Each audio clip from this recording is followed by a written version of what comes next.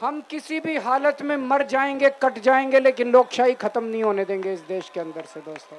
নির্বাচনী প্রচারণার জন্য অন্তর্বর্তী জামিন পাওয়ার পর শনিবার ভারতের দিল্লির মুখ্যমন্ত্রী এবং আম আদমি পার্টির নেতা অরবিন্দ কেজরিওয়াল একটি রোড শো করেন। এ সময় রাস্তা পরিণত হয় জনসমুদ্রে। কেজরিওয়ালের দলীয় পতাকা নিয়ে শত শত মানুষ রাস্তায় জড়ো হয়ে কেজরিওয়ালের পক্ষে স্লোগান দেন।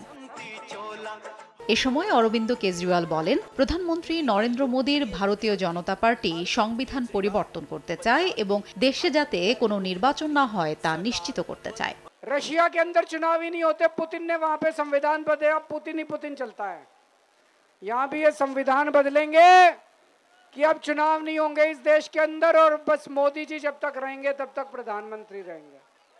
क्या हमें तानाशाही चाहिए? क्या हमें लोकशाही खत्म करनी है? क्या हमें जनतंत्र खत्म करना है? हम किसी भी हालत में मर जाएंगे, कट जाएंगे, लेकिन लोकशाही खत्म नहीं होने देंगे इस देश के अंदर से दोस्तों। 1, 2, 3 ঢাকায় জমি জিতে নিন 100% ক্যাশব্যাক সহ 20 কোটি টাকার পুরস্কার।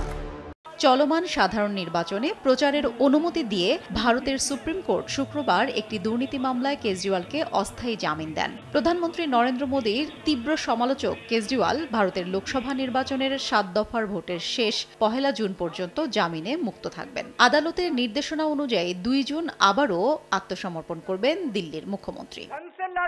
হাফসাতুন্নেসা, সময় সংবাদ।